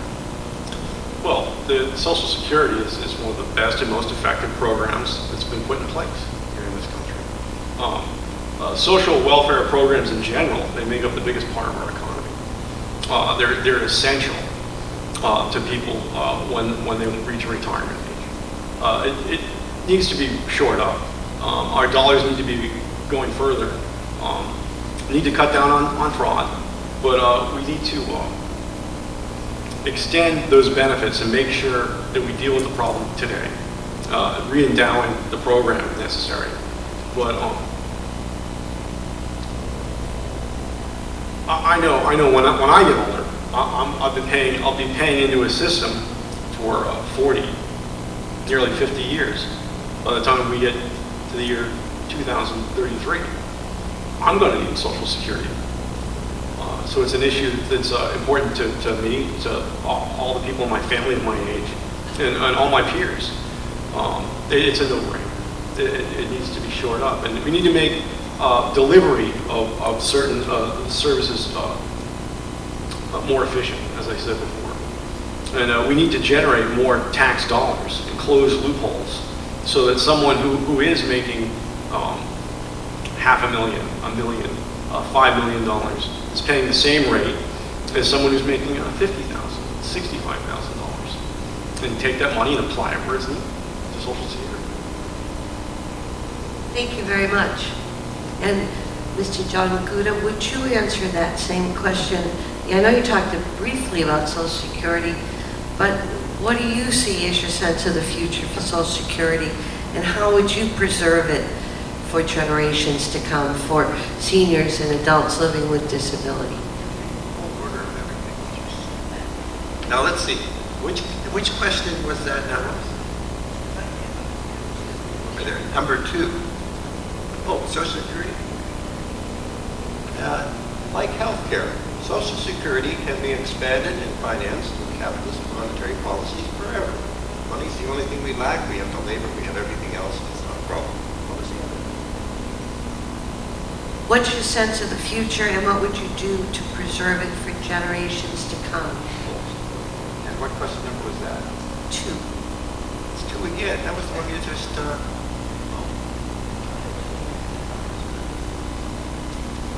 If we have the money, we already have the labor to do everything that people need. So the only thing lacking is money. And if we change our tax policy, we can create enough money to pay for it forever. Does that answer the question? Does that answer the question? Good. Thank you. You're welcome. Richard, to say, could you talk a bit more about Medicare, and what do you see as the future for Medicare, and how are you going to preserve it? Well, again, Medicare is an extremely important program. I support Medicare and want to see Medicare available for future generations. Same problem as Social Security is situation where the President's trustees put out a report on July 28th and pretty much said that Medicare, if it just keeps going the way it is right now, will run out of money in 2030, 16 years from now. And this is again a question of demographics. Every single day, 10,000 people are signing up for Medicare because you have all these baby boomers moving through the system right now and putting tremendous strain on the program. How do you preserve and protect the program? I would just tell you, here are the principles that I would use or carry with me to try to put together a plan, a bipartisan plan, to ensure that the program is protected and preserved. First, I wouldn't change any benefits for current recipients or anybody about to become a current recipient. People planned on having these benefits. And we've got to make sure that they're there for them and that the government keeps its promise. Secondly, any plan that the Congress puts forward has to solve the problem. What we have in Congress right now is just kicking the can, moving problems further and further ahead. And it's the same concept as it is with Social Security. If we can address these problems up front on a long-term basis now, we'll be able it won't be painful. We can adjust the program to make sure that it's sustainable in the long run. But if we don't do anything, what is going to happen is that if we wait 10 years to address this, it's going to be much harder to end up fixing. I won't vote for any bill that diverts Medicare funds to pay for other programs. And a minute ago, I talked about the $700 billion in Medicare that was used to help pay for Obamacare. And that's $260 billion from hospitals, $66 billion from home care, $39 billion from skilled nursing, and $156 billion from Medicare Advantage. That's what's in the pipeline to be cut from providers over the next 10 years. And don't take my word for it. Look on the internet and look up the President's own actuary for Medicare. He'll go through all of this, and he pretty much says that 15% of all providers will be out of business in 10 years because they won't be able to sustain themselves because the reimbursement rates for services are going to be so low. So again, Medicare benefits weren't cut, but all the providers have been cut. And in a fee-for-service system, when you cut fees, they are in fact cuts to service, and people are going to really end up feeling them. I would vote for any plan that doesn't hurt the economy and economic growth. And finally, I think most importantly, you can't have a Democratic plan. You can't have a Republican plan. The only way we're going to solve this problem in the long run is to get reasonable people together. And there are reasonable people, believe it or not, in the Congress who are willing to do what needs to be done to make sure, work together to put together a plan to ensure that the program is solvent in the long term. What we have right now is a bunch of demagogues And what they do when anybody puts up a plan is to try to scare the hell out of senior citizens. And, and I'll just point to this. This is a mail piece that was mailed out by John Tierney, and it says at the top, Richard Tassay will end Medicare. Now, if you look inside, there's nothing to back it up. But the point is, this was mailed out to senior citizens to scare people. And, it really is outrageous. And it's sad that a congressman who's been in office as long as Congressman Tierney would resort to this type of tactic. What we need is to elevate the discussion. We need to elect people to Congress who are willing to do what's right for the country and not what's right necessarily for a political party. And I will be that congressman. Thank you. Congressman Tierney, would you please tell us where Medicare has been the mainstay for older adults and many adults who are living with disabilities after being employed? That's their medical care coverage. What's your sense of the future of Medicare, and what would you do to preserve it for the generations to come? Well, we've already taken action. I know it's common to tell everybody that Congress doesn't want to do anything and that you can't be partisan on that basis, but Social Security was basically a Democratic program that was good for this country, good for America, and Republicans found out about it later. Some of them still want to end Social Security. Some of them still want to privatize. Medicare was by and large a Democratic program that came into play because it was policies that Democrats asserted. Republicans came along later. Some of them still want to privatize that. Some of them want to create a voucher system. And in fact, my Republican opponent may say that he didn't like his flyer. Apparently he didn't look at some of the stuff he put out about me in the last campaign. But the fact that flyer is true. If my Republican opponent were elected, his first vote would be John Boehner in the speakership and that leadership team and the Paul Ryan budget, which will clearly end Medicare as we know it. Put it into a voucher program, squeeze seniors out of it, make it too expensive. We don't need to go in that direction. And in fact, Congress did take action on the Democratic leadership in 2007, 8, 9, and 10. We took action on this issue in that period of time by extending the life of Medicare. Everybody's worried about it when they want to do something. We did something. We extended the life of Medicare, so now it's 13 years more solvent than it had been before we passed that legislation. And we did it by putting in serious benefits for seniors that they needed to make the program worthwhile. One of which was getting rid of a bad Republican idea, which had been to have that donut hole there so that seniors ended up paying 100% of their prescription drugs for a significant period of the time. We've already gotten rid of more than half of that. In the next couple of years, the rest of it will be put aside, saving seniors about $1,400 per person, which is significant, especially if you're one of those people that are living on Social Security alone, which is only about $14,000 a year on average.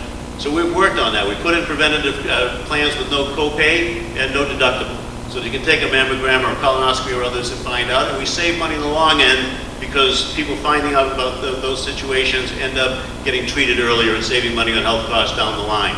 We have a wellness exam every year that seniors have now, and millions have taken advantage of that to the betterment of all of us and to the betterment of cost. The idea between doing something about healthcare was to bring the rising costs down. Hospitals, nursing home facilities, medical device providers, all the people that were mentioned, they went to the table with the White House and they agreed that they had to do better on cost. And they agreed to the final formulas that were put in that bill as a way to save cost. It didn't say the hospitals go out and game the system like they're doing by keeping people in on observation instead of that. It said, you said you could do this and do it the right way, and we know you can. Stop gaming and get back to doing it the right way. We can make sure that that is done, and part of it is to keep those costs down significantly. Insurance companies, I've already told you about the medical loss ratio that makes them pay at least 80% of your premium money for actual health services instead of paying their CEOs and executives and bonuses and lobbyists on that basis. The other part is we took companies, insurance companies, that were getting reimbursed 113%, and we brought them down to just 100%, which seemed like a pretty fair deal. And since we've done that, premiums have gone down 10% in Medicare Advantage, and they have served, all the plans are still in service and doing even better. Forced efficiencies to which all of them agreed to as part of trying to save a healthcare system that would be able to put more people into the system, bring Medicare for a longer life with better services. Somebody has taken action. We have more to do, but I wouldn't think we're going to wait around for John Boehner and company to do it. Thank you. Thank you, Congressman Tierney. Seth Moulton, I want to go back and ask you about a significant portion of the direct care workers in healthcare in general and elder and disabled person support services in particular are immigrants. And what immigration policies and practices would you support to ensure an adequate supply of qualified, motivated workers to meet the needs of the growing population of elders and persons living with disabilities? Thank you, Mary Margaret. So that's, in 2010, more than 1 in 4 physicians and surgeons were immigrants. 1 in 5, 22% people in healthcare support, psychiatric services, nurses, etc., were immigrants. So this is an important population for senior care. I support comprehensive immigration reform. What does that mean? It means both ensuring that legal, hardworking immigrants can get these jobs that they are qualified to do, and that seniors therefore get the care that they need. It also means reducing illegal immigration and making sure that immigrants follow the law of the land. But I also want to fill these jobs with Americans. And one thing that I am an advocate for is an expanded national service program. Right now, 1 in 5 AmeriCorps applicants actually gets a job. There are a lot of opportunities for young Americans to serve their country, not just overseas, but right here at home. And some of these healthcare positions might be taken by young Americans who want a future in healthcare, who want a future in nursing, who want to learn to be a doctor, to go to medical school. They can serve their country by doing that after high school or after college. I was fortunate to get the first ever political endorsement of General McChrystal, who came to the district not too long ago to talk about why it's important that I win this race, to talk about what we can do to get our country back on track. General McChrystal, besides teaching leadership at Yale, since his retirement, he heads the Franklin Project, which inspires young Americans to go serve their country. It's a voluntary national service program that hopefully will be expanded by Congress and become the law of the land. So we do need to make sure that immigrants can take these healthcare jobs, but I also want to make sure that young Americans, when they want to, can take some of these jobs as well. Thank you very much. Ernest, would you answer that same question, please? Yes, Mary Margaret, I would be glad to answer that question. All right. Do you want the truth? I feel like I should ask you some questions out there in the audience. I couldn't hear you. Do you want the truth? Yeah. Okay. So I'm an immigration attorney, right? Now you have a crystal clear choice in this election. Do you want somebody with 100% knowledge and experience in immigration, or do you want 0? Because I'm the only person on this stage who actually has real-world experience in immigration. Now to answer the question directly, Mary Margaret, I have a plan to actually answer your question and not give you talking points.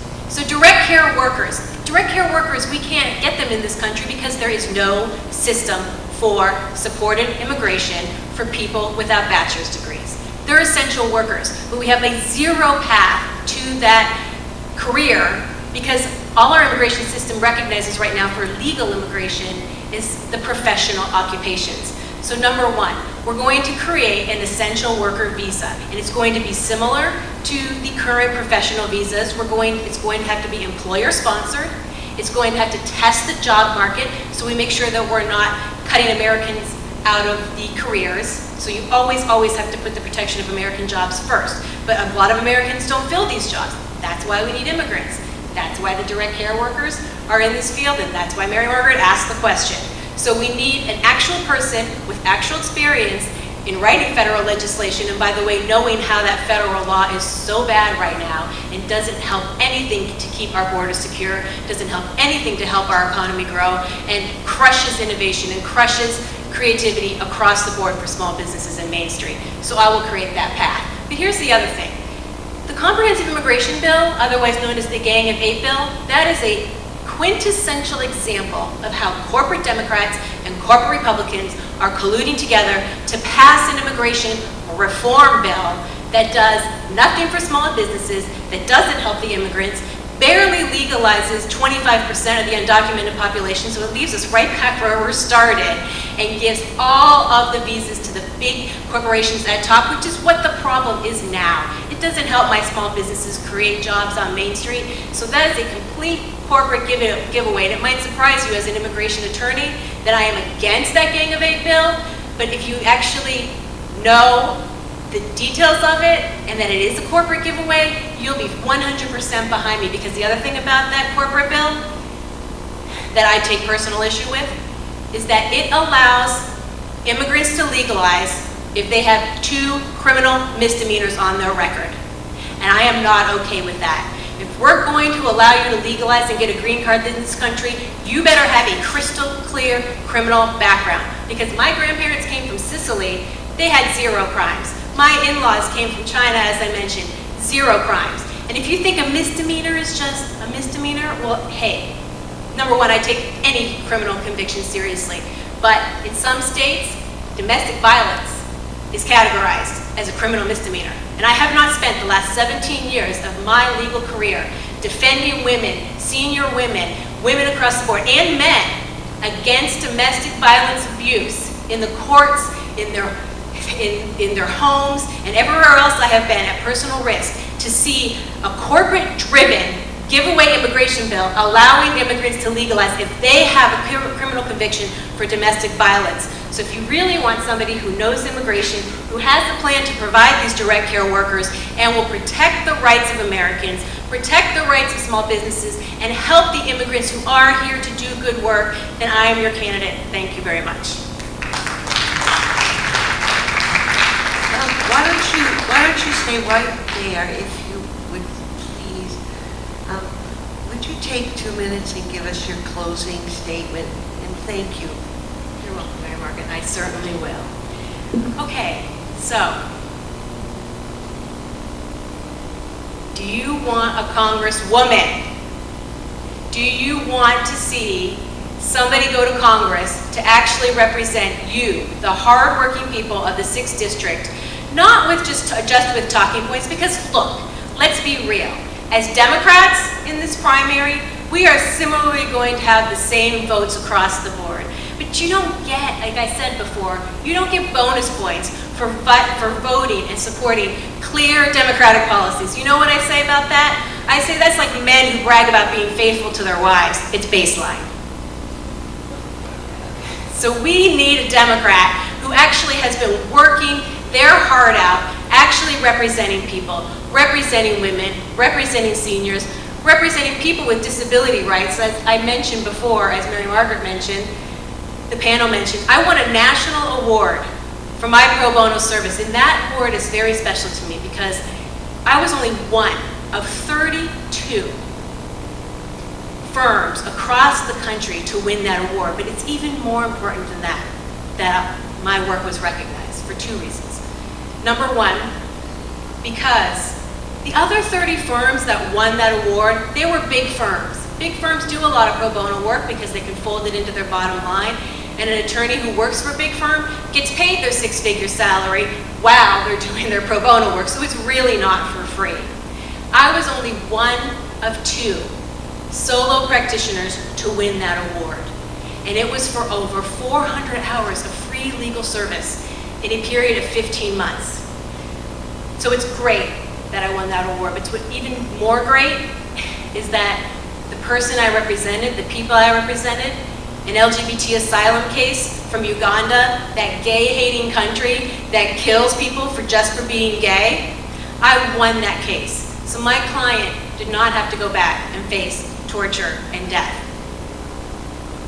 And a sex trafficking case for a family of women fleeing sex trafficking, which our Department of Homeland Security, by the way, currently categorizes as not persecution. The Department of Homeland Security does not believe that women fleeing sex trafficking qualifies as persecution because, as they say, as the government says, it's just regular crime. Sorry, ladies, we can't help you. Well, currently I won that case with the immigration judge, and it was an amazing win. But then the appeals court, in their infinite non-wisdom, said what I just told you. Sex trafficking is not persecution. So if you want somebody who actually knows how it works in the federal government, on the receiving end of where the federal government gets it wrong, I'm a Democrat, so I believe in the ability of the federal government to do good things, but I'm also a Democrat who's going to call out the federal government when they get it extremely wrong and actually put people's lives and businesses in peril. That's my track record.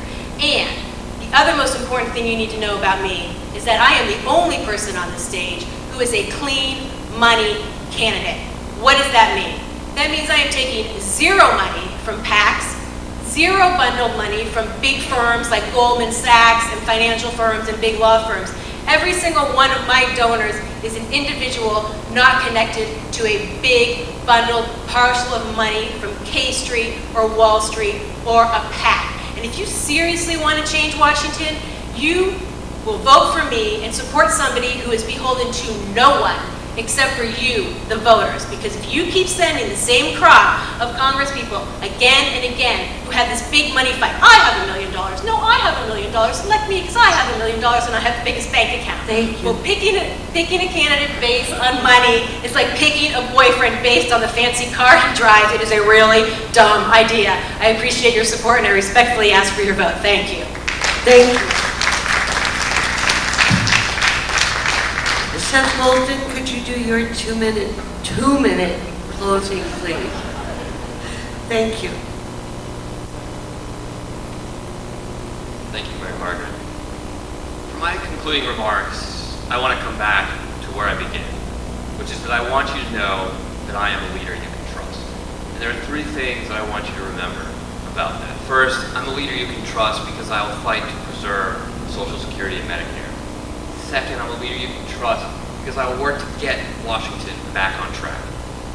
And third, I'm a leader you can trust because I will never forget what it means to be a public servant.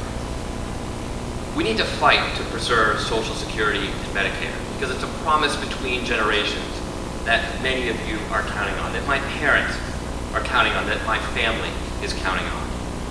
And it's also a promise that my generation will count on 30 years from now. Medicare is currently going to go bankrupt in 2030. That matters to me, to my generation. So I will ensure that Social Security and Medicare is there for everybody who's retiring today, and also for your kids and grandkids. I'm a leader you can trust to get America back on track.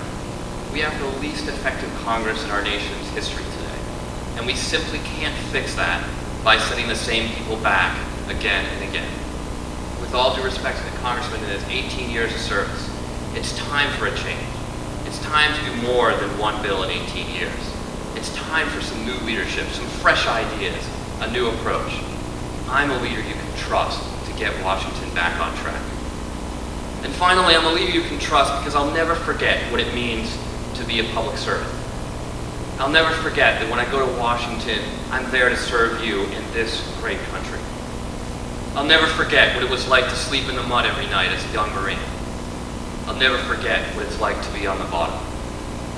And just as I always ate last in my platoon when I led my men, I will never forget that I'm going to Washington to serve you, to serve this district, and to serve the United States of America. I would be proud to have your vote. I'm a leader you can trust because I will preserve Social Security and Medicare, because I will get Washington back on track, and because I will never forget what it means to be a public servant. But to make that change, we need to come together and vote on September 9th. Vote for someone who can hold this seat. Vote for someone who's an investment in the future of the Democratic Party in this state and in this country. I ask for your vote, and I look forward to seeing you at the polls on September 9th. Thank you. Thank you, Senator. Congressman John King.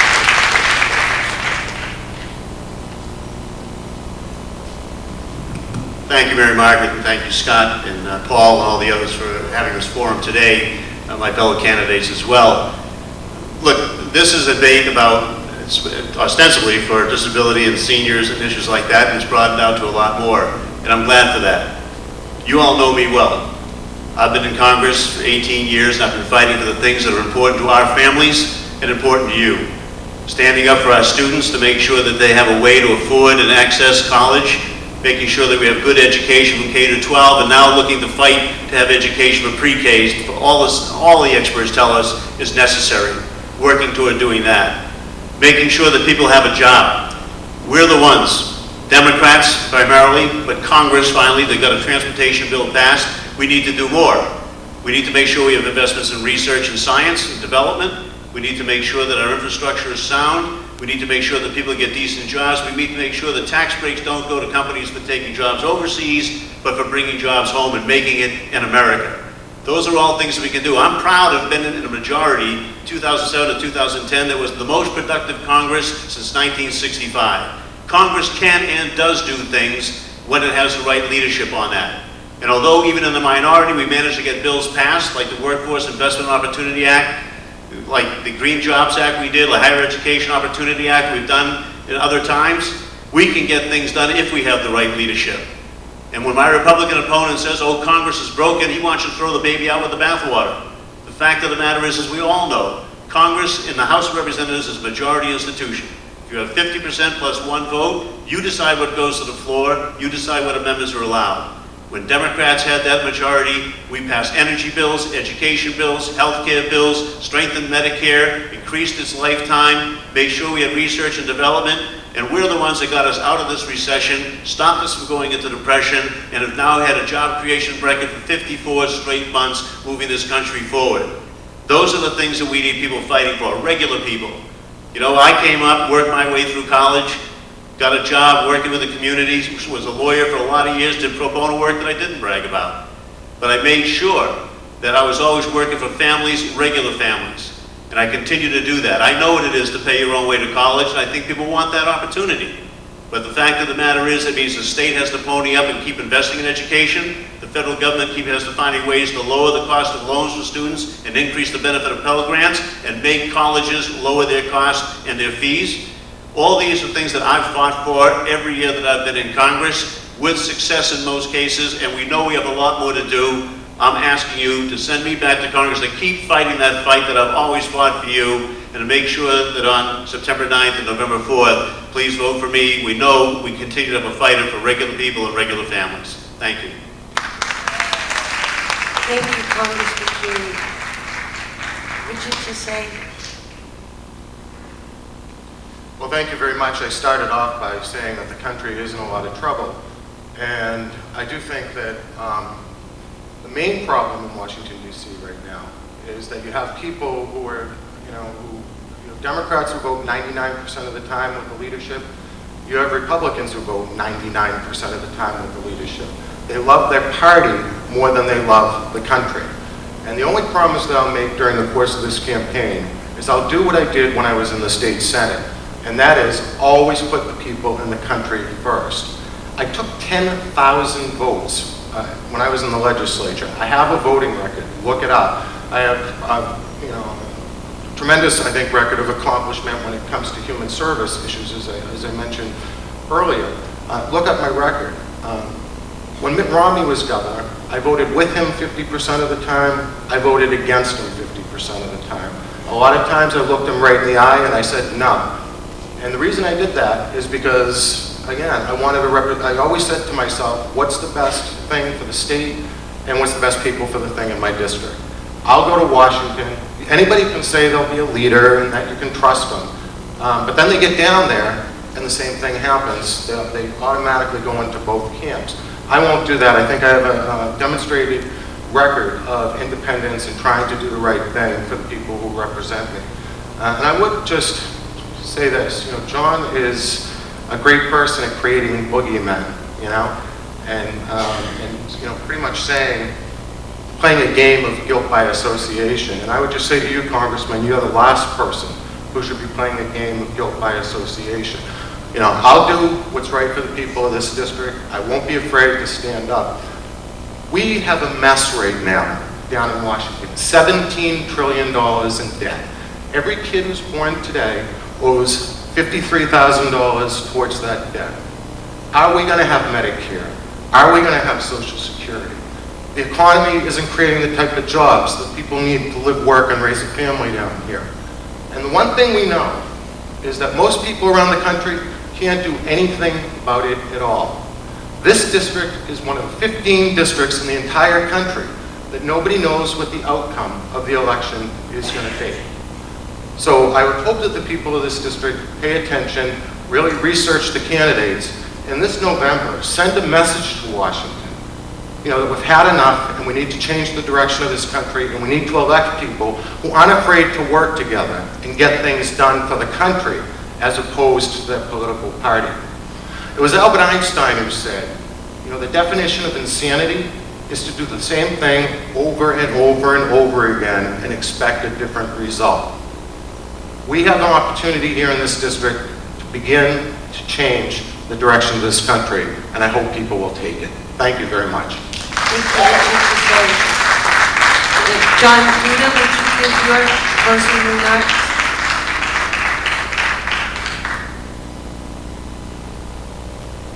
Labor was the first price.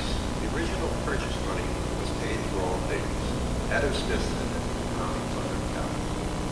All of the things we're talking about today are lost labor. Money is not money. Money is a part of Reaganism, which is economics is being designed to transfer wealth from the producing class to the critical class. What we have to do is replace Reaganism. What can you do to end plutocracy in America? You can help a real Democrat or real capitalist win an election. Or even better, become like yourself. How? It's really low. The buy of poor policies of classical capitalism and my $5 contribution limit were so popular that I was personally able to collect 2,600 signatures to get my name on the ballot for a U.S. House.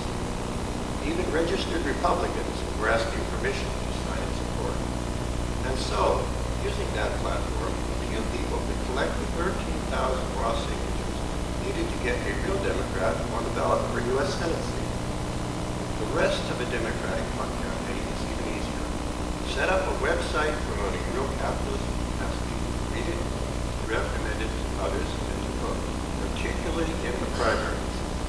If enough of us choose to actively support such campaigns all over our country, and to reject all candidates running money campaigns because they are money, the plutocratic predator class can't retain control of our government. How long would this cleansing take? We could probably do it in 4 years, and we could certainly do it in 6. Thank you again for your attention, and whether I win or lose, don't give up this one. Thank you. Thank you. John Patrick Devine, would you give your closing remarks, please? Thank you, Mayor Margaret. I'd like to thank you all for being here today. I'd like to thank the Aging Disability Resource Consortium of the Greater North Shore for sponsoring the event. It's an important topic. I mean, Social Security is going to be one of the most popular programs in the history of the country. It needs to be shored up. It needs to be insured for the future. We all rely on it. Medicare, also necessary. We all rely on it. It's time for some fresh ideas. It's time for some fresh faces.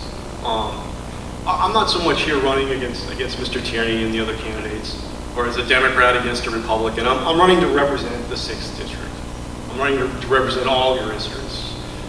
We need people in Washington who are going to reach across the aisle, work with the others in Congress, whether you're with your party or without them, outside the party, and move everybody's agenda forward. There's always a little compromise in politics, and the problem with the country right now is there really is no compromise. I'm running because I think I'm the ideal candidate to get it done. With your vote, I'll be able to sponsor and pass more legislation than my predecessor. I think I could do it in 10% of the time. It's Mr. Tierney in Congress, and frankly, I was as happy as anyone when Mr. Tierney beat Mr. Torkelson. I remember that time. I was sitting on the porch up in Rockport at my grandfather's house, reading the article. It's been a long time. There are some problems here in the country, and I'm running to address those problems and help move all of our agenda forward. America has the chance to reinvent itself every 2 years. It's been a long time that we've just kicked this can down the road. And this is the year that we reinvent ourselves. I run to be your voice in the House. I'm John Devine, and I'm asking for your vote in this fall's election, the U.S. House of Representatives. Thank you. Thank you all for being here.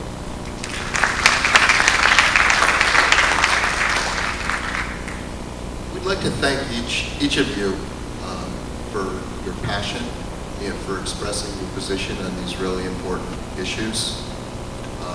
We really thank you for your participation in this event. How about a round of applause for all of you?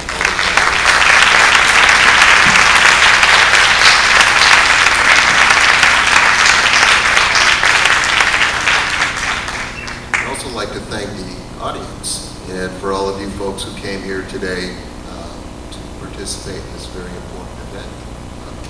So I thank you. And remember, what makes America great is the democracy and your opportunity to be an informed voter. Today, you've heard a bit from these candidates. Make sure you find out more, but most important, make sure that you vote in the primary, September 9th, and the election, November 4th. That's how we stay free and independent. Thank you for being here today.